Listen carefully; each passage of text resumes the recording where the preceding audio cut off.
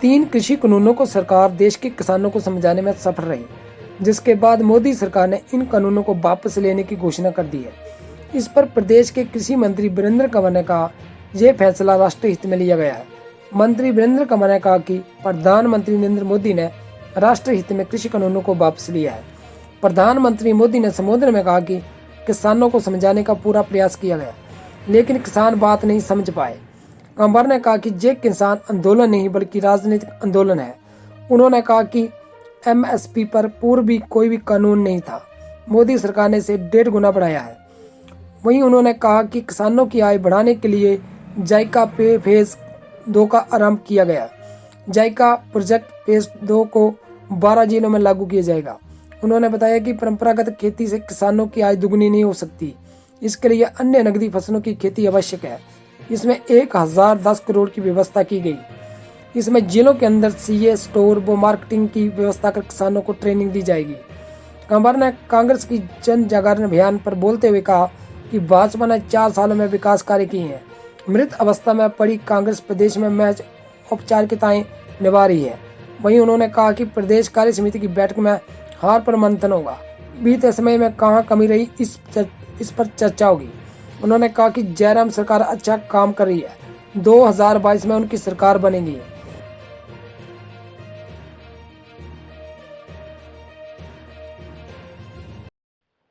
मनरेगा की दो तरह की पेमेंट्स है। एक तो जो कामगार हैं उनकी पेमेंट्स है, एक मटेरियल्स की पेमेंट्स है। जो मटेरियल की पेमेंट है वो हमने एक पार्ट जो है उसका 80 करोड़ से ज़्यादा जो है वो हमने उसको जारी कर दिया है।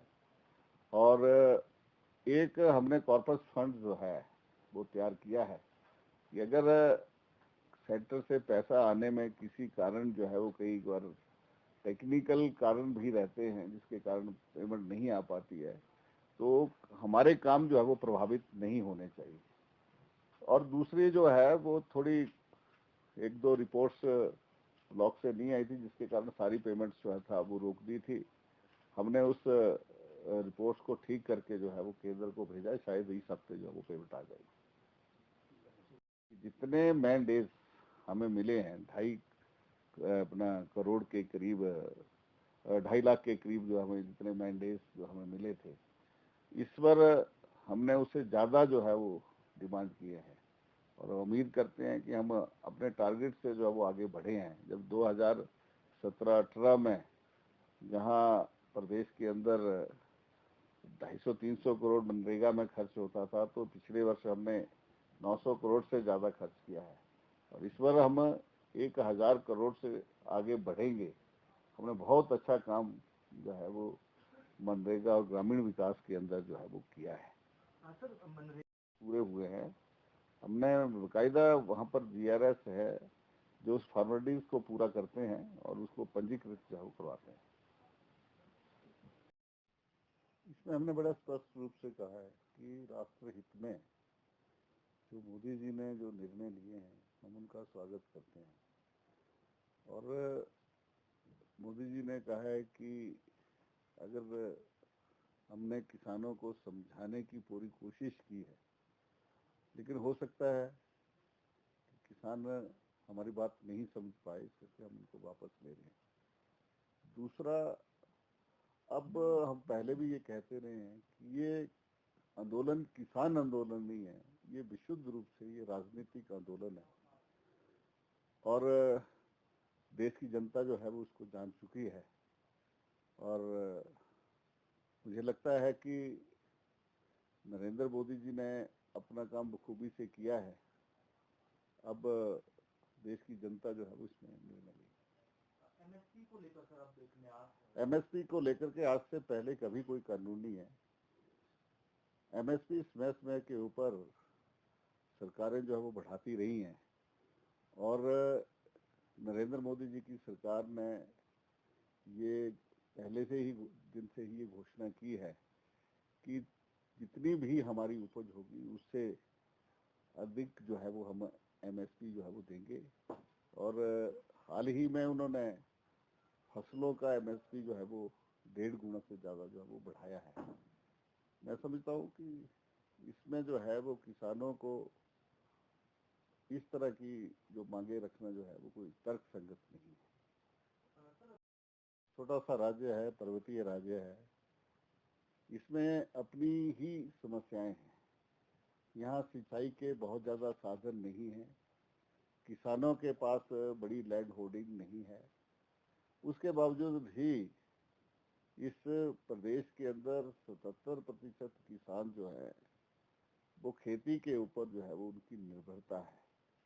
और ऐसे में जब नरेंद्र मोदी जी ने कहा कि हम किसान की आय को दुगना करना चाहते हैं, तो हमारी जो परंपरागत फसलें मक्की और गेहूं है, उससे किसान की आय जो है वो नहीं बढ़ सकती, क्योंकि हम पंजाब हरियाणा, जैसे मैं कहता हूं कि हम उनका मुकाबला नहीं कर सकते।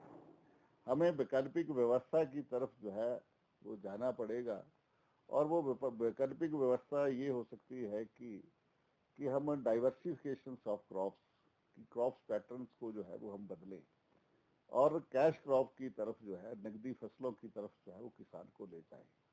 और इसमें जहां हमने बागवानी में आज पूरे देश के अंदर हिमाचल की एक बहुत बड़ी इकोनॉमी है 5,000 करोड़ की, और इसी तरह से जो हिमाचल प्रदेश की सरकारों ने जो प्रयास किए हैं डाइवर्सिफिकेशन ऑफ क्रॉप्स में, उससे आज 5,000 करोड़ से ज़्यादा की हमारी जो फसलें हैं, जो वेजिटेबल्स इकोनॉमी जो है वो बनी है।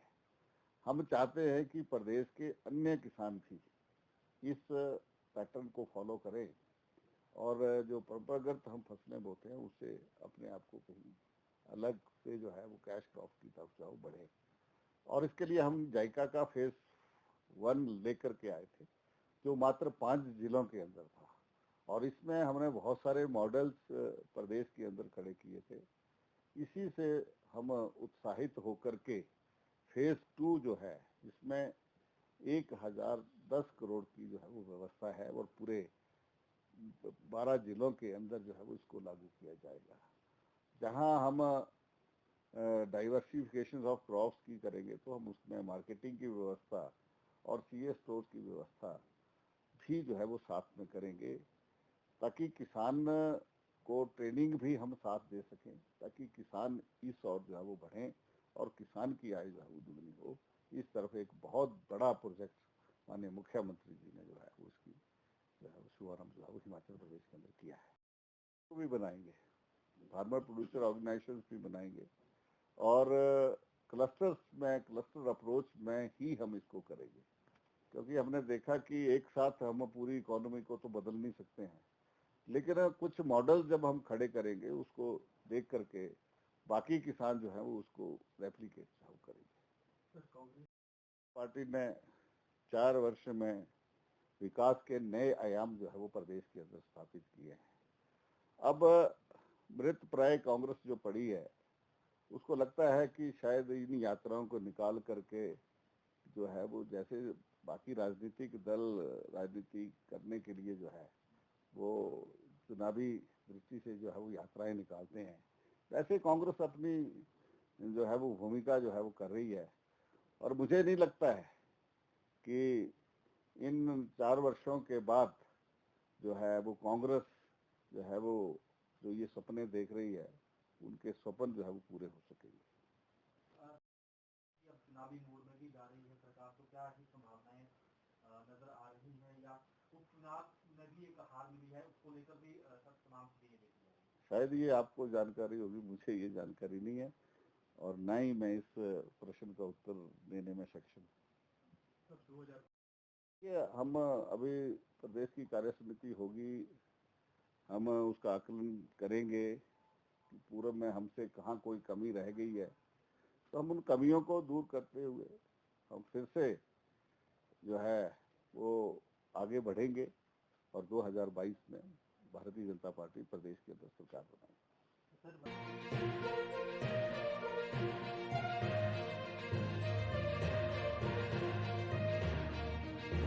हिमाचल प्लस न्यूज के लिए शिमला से पुष्पेंद्र चौधरी की रिपोर्ट।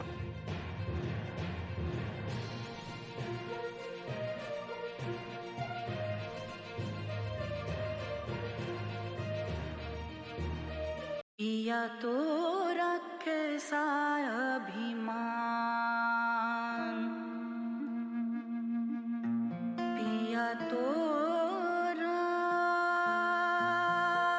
बीती यादों से नाता सहेजना सीखा, हाथ थाम कर जिनके चलना सीखा। गिरने लगती जब तो उनसे संभलना सीखा। पिया तोरा कैसा अभिमान। उनकी डांट से खुद को तराशना सीखा। पिया तोरा। घर से दूर होकर भी दिल को हमेशा यह एहसास रहता है, उनका प्यार और फिक्र हमेशा मेरे साथ रहता है।